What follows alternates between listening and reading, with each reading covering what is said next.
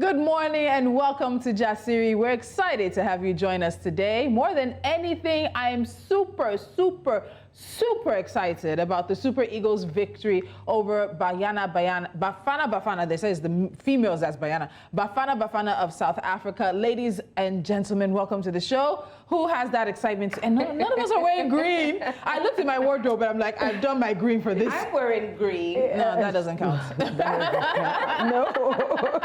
I'm wearing green. I'm just blending with you too because I've got tones of orange. What is this color coordination that yeah, going on? So, touch of yeah, I mean, I was like, yeah, I have to wear something to represent our honestly, people. I was elated. Like, oh, I would lie to you. Football gives me a lot of anxiety. So I don't know how to watch football front. I would just watch from the back room. So I just stay in a quiet room and lock the door. So when I hear any excitement, I quickly come out, watch the highlights. I'm like, oh my God. When South Africa scored, you could hear silence. Nigerians were so passionate. So let's start before the silence. So I was going home right before the game. I checked the traffic before the game started. It was like an hour. Yeah. 15 minutes after the game started, it was empty. As in the roads were deserted. I was like, everybody was is this the power of football? It is. I was like, okay. The whole of Ogba, because I stayed over in Ogba, the whole of Ogba was dry. And then when we scored, you heard it. You just heard it on the streets everywhere. So as honestly, much as I'm happy for I mean, it was playing for me. It was playing in the background because I was doing something else. I was like, okay. And then at the time where I felt okay, it should be over, right? So I'm like, my mom's watching the match, sort of in and out. I'm like, oh, what's going on? What's happening? Have they scored now? Yeah. Have they scored yet? That's the only way I And then next thing I knew was like, oh, it's now down to penalties. Okay, let's see what's going on. So the game was a highlight for many of you guys, but let me tell you my highlights is Nigerians misbehaving on social media. This game was played on social media. And I told you guys yesterday, I said it, that if we win that last night's match, Nigerians will tema South Africa. The temoing that is happening, the bully, we are pressing them. So no, they had to win. Nigeria had to win. For all the mouths that they were making, Nigeria had to win. In fact, at one point, I think later, before the match, I saw, Jimmy Odukoya posting all these videos. I saw that video and I was just like, can everybody just shut up at this point? What do you mean, Bookie? Just keep quiet. Let them just play this match. Because if these people don't win. Please, I know we have some tweets, we have reactions, we have videos. I cannot tell you how much I laughed and cried on social media yesterday. So let's get to some of the tweets and some of the videos. Our celebrities were in on it. Someone said this is actually ridiculous. This is what boys are always watching every week. No wonder they are so wicked. Oh my! Honestly, please let's keep them coming. Let's keep them coming. This one says, that water where Tyler sing. Make South Africa footballers go drink up. They will need it. I told my husband yesterday, Tyler, her ears will be in your when we say because they're calling you. That girl will almost give us the Grammy. It's okay. The funny thing about that Tyler song is that people will be like the way people will be streaming that song. But we've remixed it, right? Yeah. Oh, let's keep going with the tweets. We might be able to show you the remix. Governor Adeleke was dancing. Yes, so this is the governor of Osun State here in Nigeria watching the match last night, Nigeria versus South Africa. You can see the tension. Let's just wait for it. You'll see. Just wait. I need you to wait. It's coming. It's coming. I just burst into that. The dancing governor. If you don't know, that's actually Davido's uncle. If you are uninitiated. And then we also have videos of celebrities that were jubilating. We had a lot of celebs jubilating. Everybody was on social media. was doing his thing. I think I saw Dekule Gold also in that video. So they've now also said that it's no longer our piano, it is our piano. No, see, they remixed Tyler's song. This is Tenny. Let's get the audio. If we can get the audio on this, please.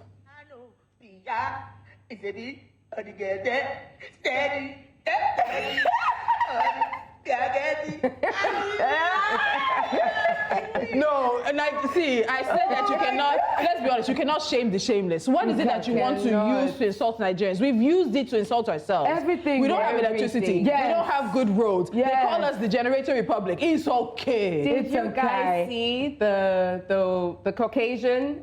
The white lady. The white lady in the UK as well. I'm trying to find the remix of. Did you see that video? In fact, I saw a group of boys like in. All right, let's listen to this. Yeah. Niger, you haven't won a trophy for the past 10 years, but now that I'm here, I'm going to be your good luck charm. Come on, Nigeria, Ivory Coast or Congo, you go chop next. Let's go!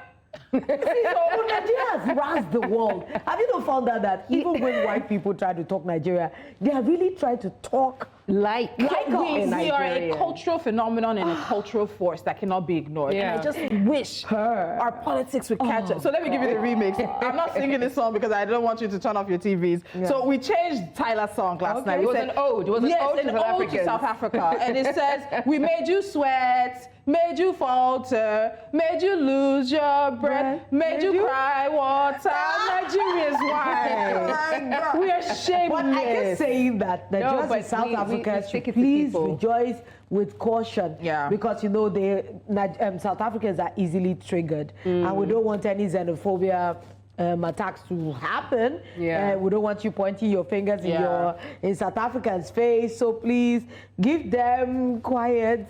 If you're in South But at the end of the day, this is really bants. We need to recognize and we need to be able to call out the fact that when it's bants and jokes, it's bants and jokes. If you're taking it too far, be called out. So I know that there's few videos that show Ghanaians trying to exit. Nigeria said, come here. Then I saw some Jamaicans strolling to Nigerian Twitter. I said, mistake. Don't try it. So the Jamaicans were like, these Nigerians are very, very aggressive. They're very critical. They've taken over Twitter. Someone said, if you're not careful, we'll go for you. We'll get money from you. Then they were not calling Mandela. Nigerians woke Mandela. They said we have a bacha.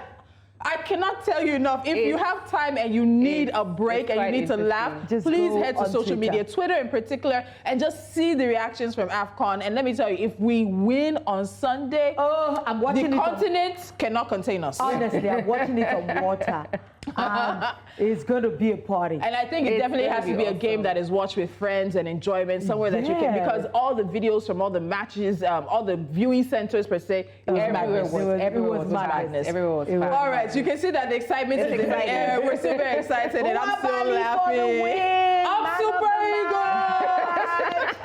All right, so some good news there to start the show. One more bit of good news for you, because I know you've seen this on the sets and you can't definitely miss it. And that is, of course, we have a special box. A special box coming your way, because Jasiri is doing Match Your Vibe for Valentine's Day. So there are a few terms and conditions. There you go. We need you to follow us on Facebook, Instagram, and of course on X. Make sure that your partner is following us. Use the hashtag Match Your Vibe. And what we want you to do is do a 30-second video, only 30 seconds, telling us why your partner matches your vibe. And you'll take home what's in this box, as well as 2 movie tickets for you and your partner to go and enjoy. So we're doing something special for you guys this Valentine's Day.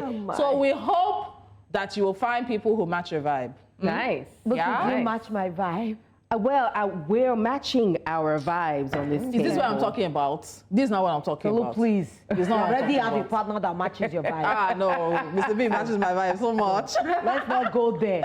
All right, we're going to take a break because there is a lot more. While we've been able to start the show with a lot of fun and excitement for the Super Eagles, while we have football to make us forget things, it only makes us forget for a little bit, because at the end of the day, the harsh economic realities of Nigeria come crashing back. And when we come back after the break, we're delving into the heart of Nigeria's economic landscape, with recent reports painting a distressing picture of inflation, growth, and policy change. It's time to dissect the state of our nation's economy. Stay with us.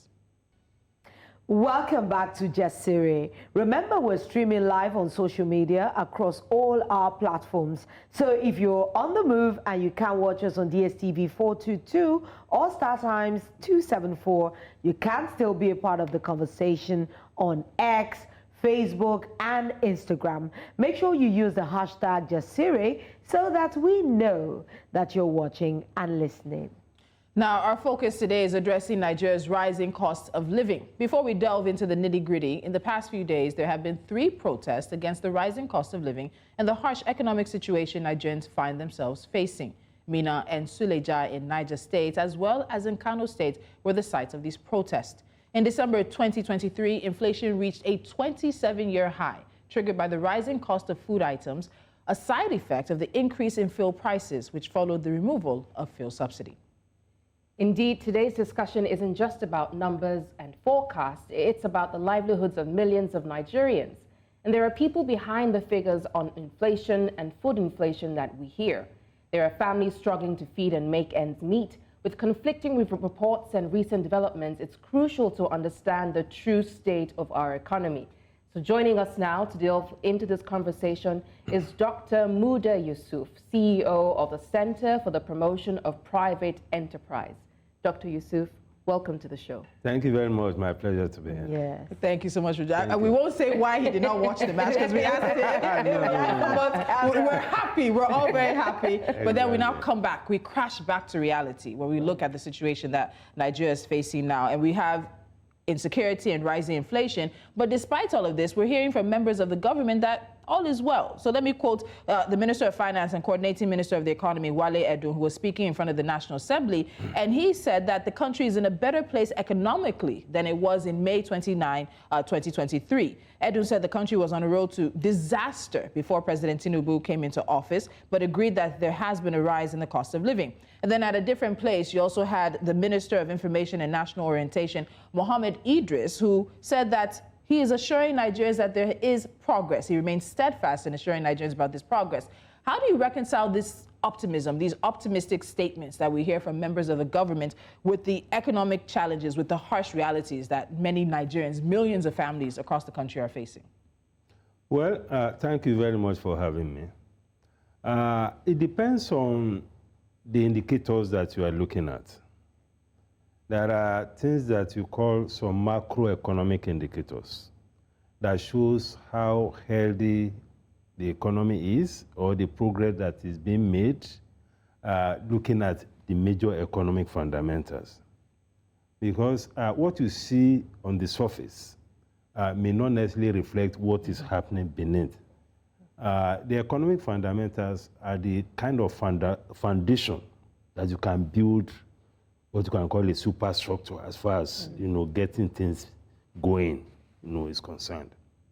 What I think the minister was looking at was things like the level of government revenue. As a result of, you see, we need to look at it, from all sides. Okay.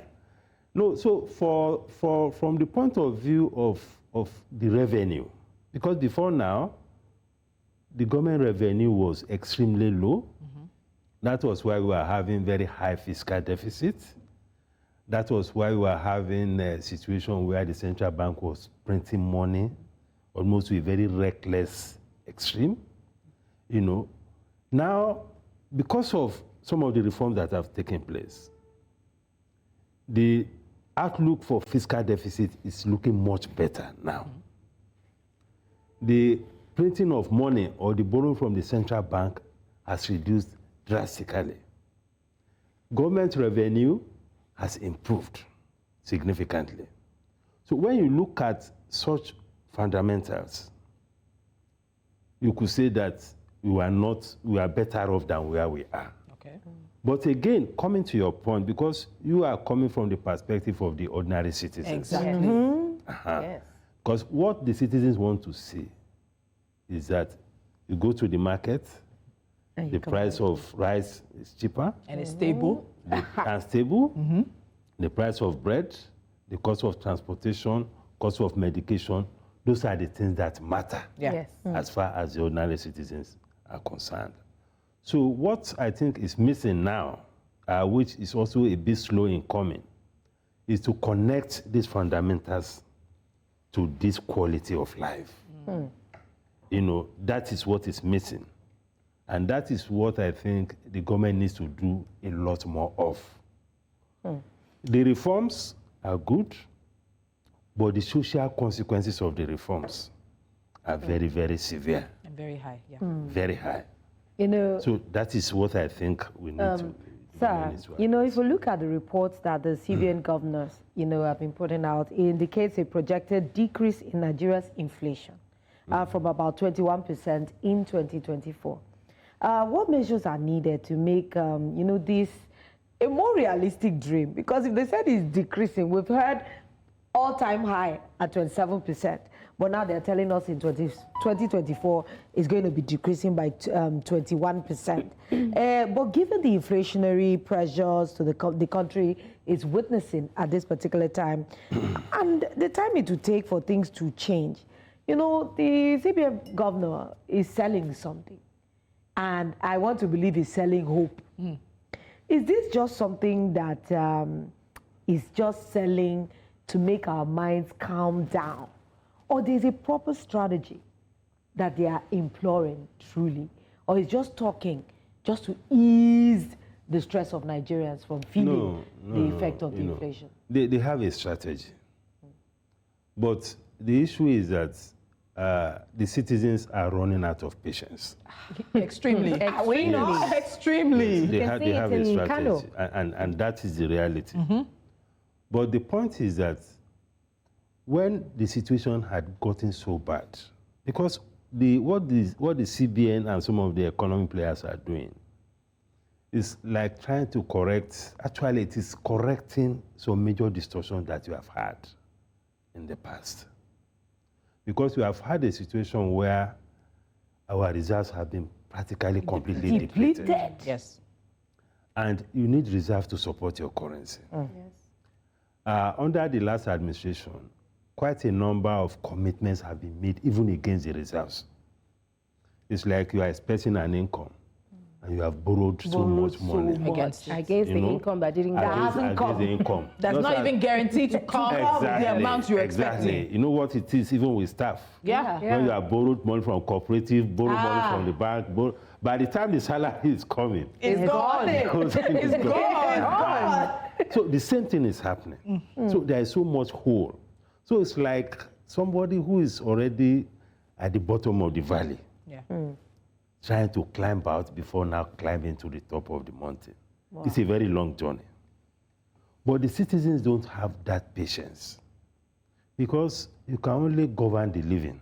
Yeah. You have to be alive. So there was a question I wanted to ask at the end, but because of what you said now, I'm going to bring it forward because we hear about sacrifices. President Tinubu has asked Nigerians to bear this short-term pain, to make sacrifices, but it's not a statement we haven't heard from other leaders. Sacrifice, it'll get better. What sacrifices should governments be making? Because at this point, this is a very serious situation where we expect leadership to be by example. We've seen just a very small attempt to cut cost of governance, what the president did in terms of how many people can follow when they travel for flights. But that's just a drop in the bucket compared to how much Nigeria spends on governance. What sacrifices should we be seeing from the Tinubu administration if you're asking Nigerians to really bear these hard times? Yeah. Well, a number of ways to look at it. First, there are sacrifices that are symbolic. We don't want symbolism. No, but it matters. Okay. It's good for the optics. I mean, if tomorrow now the president is traveling, going by road to somewhere, and you have just about 3 cars in his convoy, that's a message it will send. That, okay, we are seeing some evidence. Even though fundamentally, it may not impact materially on the cost of living. You know, even the one you talked about, travels and so on, they're also largely symbolic. They may not actually. But the problem is that we already have a structure of government that in itself very, very costly. You know, the structure of government, the number of appointees, the structure of the National Assembly, you have the House of Rep, you have the Senate. Sometimes you see that they're even duplicating what they are doing. Yeah. You know, this is why you invite one minister to talk about something. The Senate will invite the same minister to come and talk. You know, all those things. So structurally, then we have a very huge bureaucracy. Yes. Very huge bureaucracy. The ministries, overlapping activities. You know, these are bigger issues that you cannot just wake up one morning and begin to sack people. Yeah. That also has its own social consequences. But we need to deal with the issue of cost of governance. More importantly, we need to deal with the issue of corruption. Plug those loopholes. Yes, and the plug drainages. those loopholes and all of. But above all of that, we need to review even the reform process itself, so that the burden on the citizens can be mitigated, can be ameliorated. That is very important.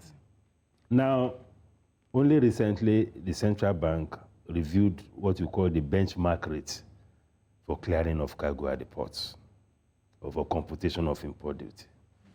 Now, the benchmark rate, that's exchange rate, I mean, as of June, was 422 naira per dollar. In other words, if you are importing anything, and mind you, this thing affects all imports, so Yes. even very essential things, Which will also trickle down to prices and to the market. Yes.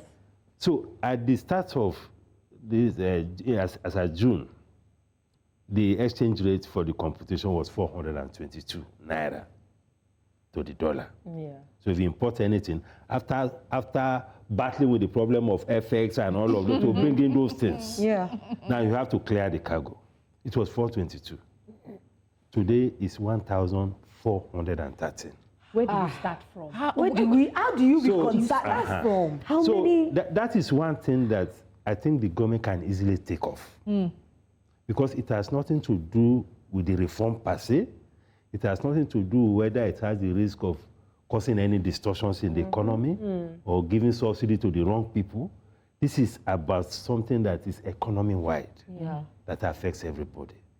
We don't have any reason to change that rate. And to make matters worse, that change has taken place close to 6 times. And without notice. Yes, a lot of the times it was almost immediate effect. There was no notice. Which even makes it worse. Exactly. Because transactions, import transactions, the cycle is almost 2 months. Wow. In other words, if you have given a commitment to your client that you want to supply something at a rate, you have agreed on a particular price and all that. You have placed the order. It takes between 1 to 2 months for the thing to. By the time it's arriving, you have this kind of change. You're running at a loss. How do you now go back to your client and say that? Please add some more. Add some more. But now I'm beginning to see that people tell you that if you want to buy something, they're going to wait until it comes before they give you the price. Exactly. So this kind of thing are things that the government can easily address. It's very easy to address. You can easily peg the rate for the computation of import duty. You can peg it at 500. You can peg it at 600. You can peg it, at least to make it easy. Yeah.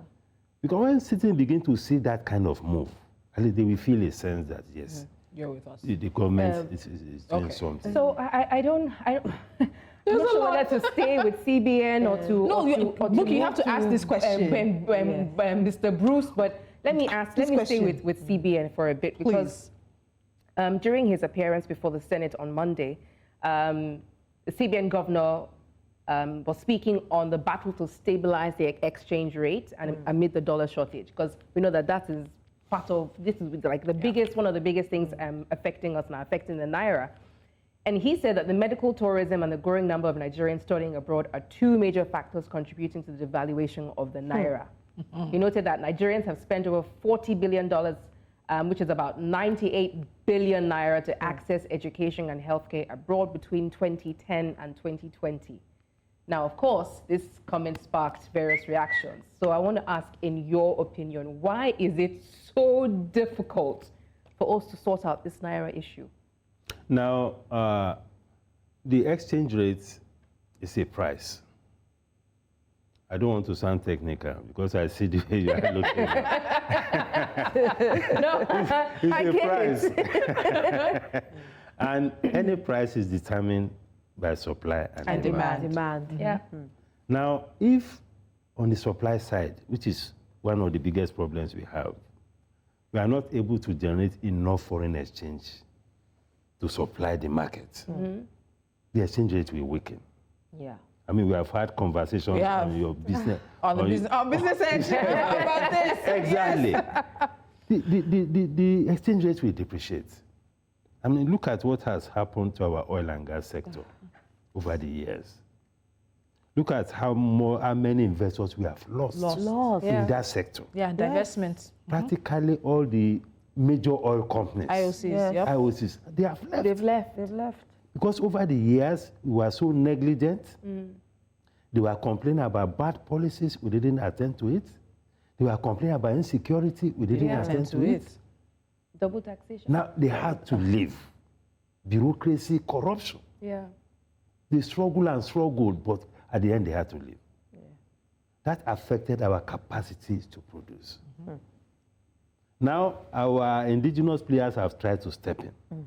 But they need a lot of money to step in. They don't have that capacity. And now we are in an era where we are talking about decarbonization and all of that. Dr. I want you to look at Lolo, because Lolo is like, the truth is, there's a burning question inside of me, and I don't want to cut your train of thought, but this burning question I have to ask it because I don't understand why we are so heavily dependent on the dollar in Nigeria. We're buying houses with dollars. Yes. We're renting houses with dollars. University school fees, that's a new scandal now. Are in dollars. So are we not part of the problem? So please, sir, before you answer that question, because the sub-question there is, it seemed that the CBN governor was laying part of the blame at the feet of Nigerians without taking cognizance of the fact that we wouldn't be going abroad if our medical field and our medical sector was sorted. We would not be sending our kids abroad to school if education was sorted. And who controls that? It goes right back to government. So are Nigerians, I think part of the question is, are Nigerians partly to blame for this issue of supply and demand when it comes to the Naira and the dollar situation? Well, you use the word partly. You know, every stakeholder has a share of the blame, if I may call it that. But fundamentally, it is the government over the years that have created this structural problem for us. This monster we're dealing with. Now, take for instance, we spend maybe close to $7 to $10 billion annually importing petroleum products. With 4 refineries that have stopped working for how long? All our refineries have not worked. We import PMS, we import diesel, we import aviation fuel, we import kerosene. And this is an oil-producing country. How did we get to that point? And we had refineries. That is a part of the price we are paying today. Because close to a third of the pressure on the foreign exchange market is coming from the importation of petroleum products. We're still so import-driven. Sir, Then we also have our industrial structure, which is also one of the challenges we have in terms of industrialization strategy. Our industrial sector is also heavily import-dependent on raw materials. Exactly. Even manufacturers have exited. Yes, a lot of manufacturing companies. A lot of them had left. Because the cost of doing business is high. The cost of doing business, you see, it is worse for those who are foreign investors. Why? Your shareholders are abroad. You are doing your business in Naira. How much Naira can you make now? to convert and impress those who are abroad that you are doing business in Nigeria? They just look at the numbers, compare it with what they have in other countries and say, well, it's not working. It's not working. Just pull out.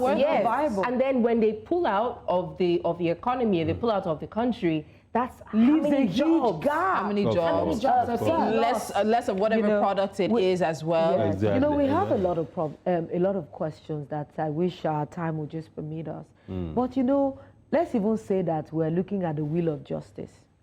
An interesting development happened on Wednesday when the Federal High Court, the one sitting in Ikoyi, ordered the federal government to fix the prices of goods and petroleum products within 7 days. This came as a result of a lawsuit that was previously filed by Femi Falana against the Attorney General of the Federation as the Price Control Board. Justice Ambrose Louis Alagoa ordered the Nigerian government to fix the price of milk, flour, salt, sugar, bicycles, and its spare parts, matches, ishano, and motorcycle, Okada that is banned, and its spare parts, and motor vehicle and other spare parts, as well as petroleum products. And this include diesel, petrol, PMS, kerosene. Now, these two dates back to the mid-2023. But now that the court decision comes at a very interesting time. Yes. Let's say that the government decides to follow the court's decision. I say decides to. Because we know. How much impact do you think price fixing is going to have on things right now? Or is it even the way to go? Because right now, if you fix price, that is going to really help. Lola has 4 children. She's going to the market. I heard now that a crate of egg is 3,500 in some places. Yes. You'll be finding other means of protein. They're telling them to fix, honestly, are staples. Flour, sugar, that's Salt. bread. Vehicle, motorcycle, transportation. Well, this thing, transportation. But if they fix the price, is it fixable? Or do you think it's not workable? This is an economic literacy issue. Okay. See, okay, sir, this judgment. I'm going back. Yes, it's an economic literacy issue.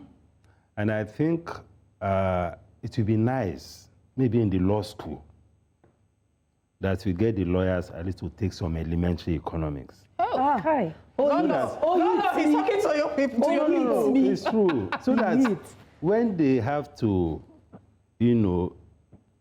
get involved in this kind of issue, they will have some basic understanding.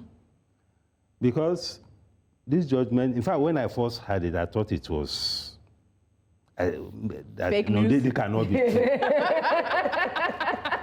In this day and age, because it's purely academic. I mean, how do you enforce that kind Within of 7 days. Within 7 days. Secondly, how do you fix a price of a product, the cost of which you are not fixing? You are doing a business. Yeah. Somebody is not helping to address the cost. They come and fix the code. They come and fix the price for you. Impossible. If it was something that was produced by government, fine. You can say, I'm responsible for the cost of this thing. This is how much I'm going to sell it at. Whether I'm making profit or not. Fine. But you are dealing with private sector people. Somebody has just gone to buy diesel for 1,200, 300 to be able to produce something. I now come and say that there's a court order. Yeah. That says you should come. I mean, it's ridiculous. Bread now. It's ridiculous. Are we not moving back to the era of Shakabula like this? No. I think we should be dealing with, because these things are symptoms. Of a disease. Of the bigger problem. So as you talk about symptoms of a disease, a former senator, I know you've heard this, but I want to get your thoughts. Before we go, we can hear you, control room. Former Senator Ben Murray Bruce tweeted a few days ago about what he thought could save the slide of the Naira. And it seemed very simplistic. And basically what he said is that we should use Glo for calls and data, eat Dangote for nutrients and power, drive Innocent to get Nigeria moving faster. If we don't do these 3 things and we instead come on social media to throw tantrums, one day we will wake up to 5,000 Naira to $1. The Naira has been floated. There is no more breast milk. Why is it breast milk? If we do not buy Nigeria to grow the Naira, we will never rise together. End of the quote. And the tweet is on the screen. It sounds very simple, like something out of what China did, closing its borders and forcing citizens to only look at what was made locally. Is that really the very simplistic solution? Is it as simple as that to fix what ails Nigeria? The way Dr. is looking at me is like, what is she saying? Because the tweets, the response to that, there's a reaction to that, questions exactly. So this guy, Log J, says, ban medical tourism for politicians, ban politicians from sending their kids abroad, ban politicians from having foreign banks, ban them from driving foreign cars. INEC should be independent and voting should be done electronically. Do these things, and politicians will be forced to make our country work. This is also not rocket science. Well, these are very simplistic solutions. Yes. And when you begin to deploy a simplistic solution to a complex problem. You are not likely to achieve much. Now, they say you should go and drive locally made vehicles. Go and check the input of those vehicles that are produced locally. Coming from abroad. Where are they coming from? Yeah. Almost 80% of the components of those vehicles are coming from outside. We're not making cars. We're not making them. We're assembling them. I mean, Ben Bruce, with due respect, has a broadcast station. All the equipments that are there, are they made in Nigeria? No, they imported and the way to run an economy is that you find a niche for yourself as a country. There's no country that is not blessed. Yeah. It's just that we have mismanaged our own blessings. Unfortunately. Multiple blessings. Multiple. Yes. Yeah. You find your own niche, you also offer something to the world. Yes, the granite pyramids. So that you also earn foreign exchange. Yeah. People buy from you, you buy from other people. Yes. But now you are not offering anything. Not because you don't, you are not blessed, but because you have mismanaged all the endowments that God has endowed us with. So we're even mismanaging our brain. You know, we're draining the brain now. This is the problem. If not for people who are struggling, they go abroad, they send $1 home. Look at how people, they are in the individual spaces. But as a nation, there are a lot of things that we can do, at least for us to also. I mean, we just talked about the issue of the oil and gas. Yes. Look at what oil and gas did to all this UAE, Saudi Arabia. Yeah. And look at that. If you just do side-by-side pictures, 25 years difference. Exactly. And you just think about Nigeria side-by-side, 25 years difference. You're wondering where did It's the same oil and gas. We're worse off. Where did we miss road? You give oil block to people who have no idea. Yeah. And then for 5 years, they don't develop. Yes. And do you know that mining Some is of them are thriving, not, and they are not, half they are, of it is they are not in illegal. the sector. That's what I was going to Half say. of it is illegal. You can't say money is thriving if half of it is illegal because the money is not going. But the fact is that money, that is a big money sector. Yes. And we are hemorrhaging. Yes. If we're hemorrhaging from all sides, even if it's a human being we're looking at, why would you die? It's like pouring water inside a basket full of holes. Okay. Dr. Muda Yusuf, I'm actually quite sober. To be honest, I'm actually quite sober because it bears a lot of thinking. I mean, we're thinking about our future, we're thinking about where we're going, we're thinking about people that are just starting out with families, people are just starting with their businesses. You're thinking about how do we make ends meet? How do we weather this storm for this trying time that we should be patient about? And I don't know, I'm not sure that you have all the answers. But he has one more answer he can give us. Yes. This is February 2024. The Naira is at 1,000, depending on what day of the week, it's 1,400 to $1. What do you think we're going to expect this year? We're at 27-year high for inflation, food inflation. Nigerians spend almost 70% of whatever they earn to buy food. Yeah. So what are we looking at? What is the forecast, the prognosis for 2024? Will it give... It's difficult to do. Yeah, real prognosis. Okay, let me give you 1 quarter. Let's just say between now and the second quarter of the year. All these things are conditional. They are conditional on what the government does or doesn't do. Or doesn't do. Exactly. You know, for instance, I'm worried about completely floating the currency. I'm worried because the experience we are getting from total flotation of the currency. So they say it's a managed float. That's the terminology they're using. Yeah, but this one is not looking like managed. Because you can see the way we suddenly collapsed both the parallel and the official rate. Yeah. In fact, there was a day that the parallel, the official one was higher exactly. than the So black market. we may need to interrogate all those, have a much deeper conversation on what ideological direction We need to go. As far as this managing of the exchange rate, because this is a different kind of market. It is. It's a unique market. Nigeria doesn't follow the rules. Yes. We talked about that too. Nigeria doesn't follow the economic rules. It's a town hall different. So, Dr. Yusuf, we're going to extract a promise from you to come back. So while we can talk about the problems, we want to also make sure we're talking about solutions. So we'll pick a date. You'll come back, and it'll only be about solution to the Naira, solution to the economic. There's monetary policy, the fiscal policy that we need to deal with, and we must make sure that it will not be said that people did not proffer solutions. People did not say this is what we can do.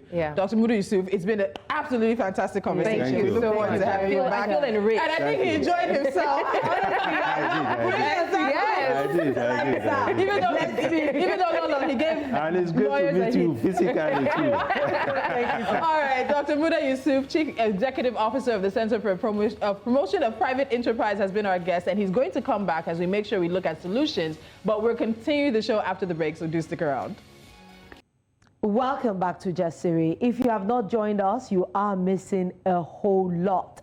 But don't forget to just join all this conversation we've been having on our social media handles. We are at News Central TV. Please use the hashtag Jasiri as well. Share the news that we're streaming on our social media platforms also. We're available on DSTV 422 as well as Star Times 274.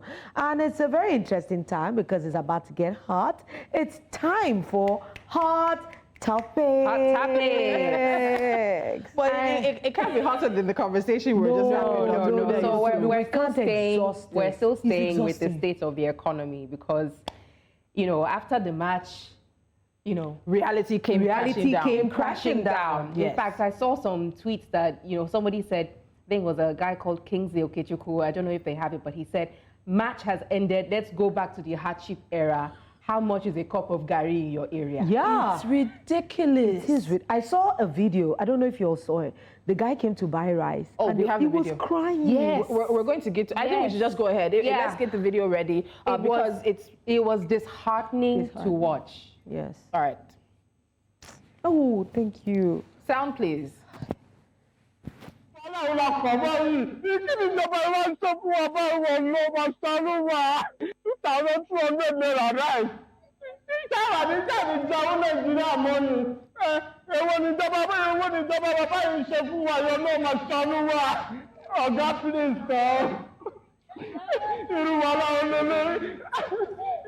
Ìjọba bàbá Tinubu, ìjọba tí ó dára bàbá Tinubu yẹ ṣàánú wa. Wọ́n mi wá jọ 2,200 naira ra ẹsẹ̀. 2,000 ló wà lọ́wọ́ mi tó ọmọ mi fẹ́ fi jẹun lálẹ́ ìjọba.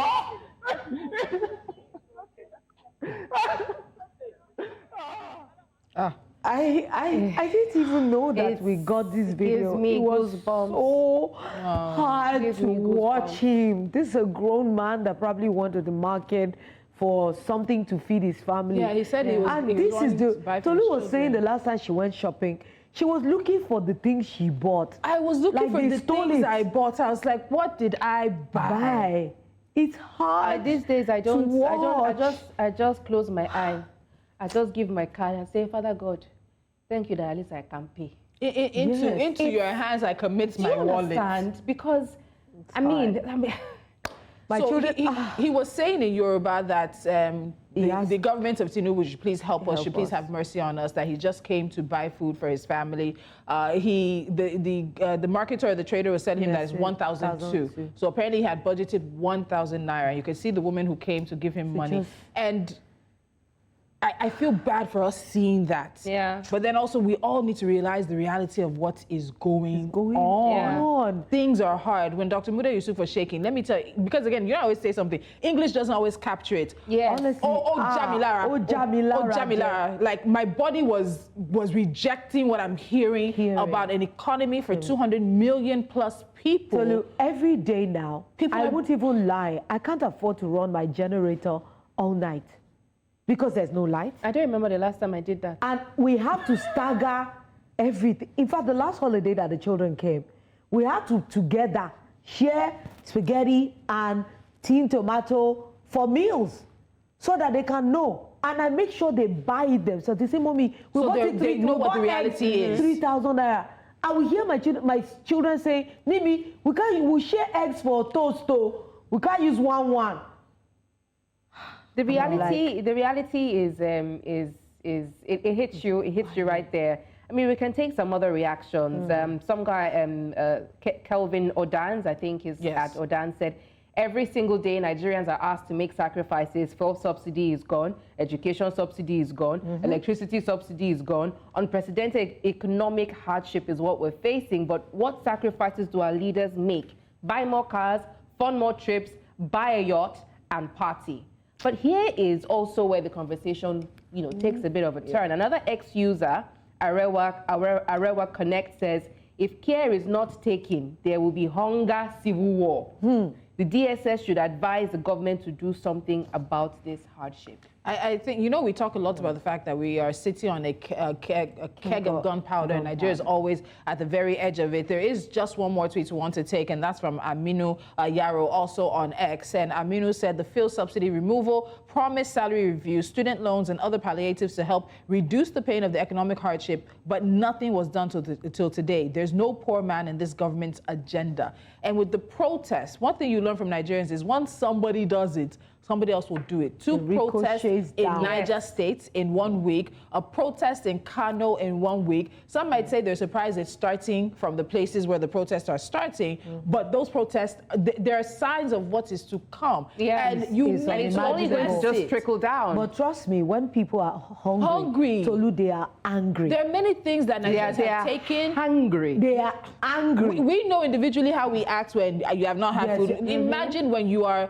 no longer doing you're not even doing, 101. Eat in the morning, no lunch. Basically, we eat one meal a day. We basically eat once a day. One a day. Once a day. So now think about the families that are making sacrifices, the mothers and the fathers who are making sacrifices so their children will eat and they'll drink water to sleep. Something will happen. Something will break. We talk a lot about the resilience of Nigerians. When it comes to food, I don't think our resilience stretches that far. That is where we're being broken. Don't you remember what happened during the COVID, during the pandemic? Yes, because because if we don't sustain ourselves, how do we even how do you go out? You can't even leave if there's no food. And do you know that it's not just the cost of food. Think of insecurity. So look, people the last time I went out on Jasiri on the street, what the Malam was telling me is that they can't even bring goods to Lagos because of insecurity. He said they come to harass them on their farms. Sometimes they come to waylay them on their way. Yeah. So what are we saying? They can't bring food from the bank. They can't plant food.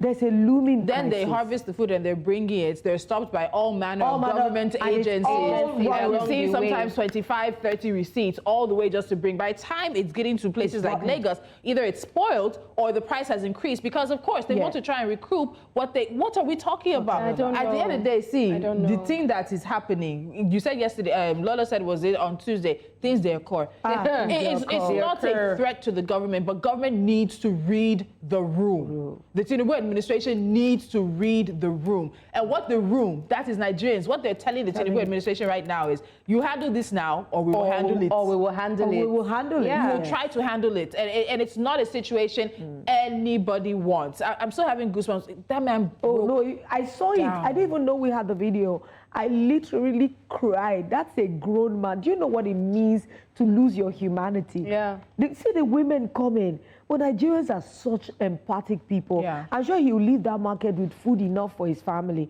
But that's just for that time. Subsequent times, Unko. And I want to say, because I know more and more people are going shopping or going to restaurants, and it's happened to me 3 times in the past, 2 months. Auntie, please help me buy food. What I can do, I do. People are not asking for money anymore. They're asking you to help them buy food. If you can, please help. Yeah. All right. We want to end the show today. Again, goosebumps. Jasiri has just been hitting me back to back this week.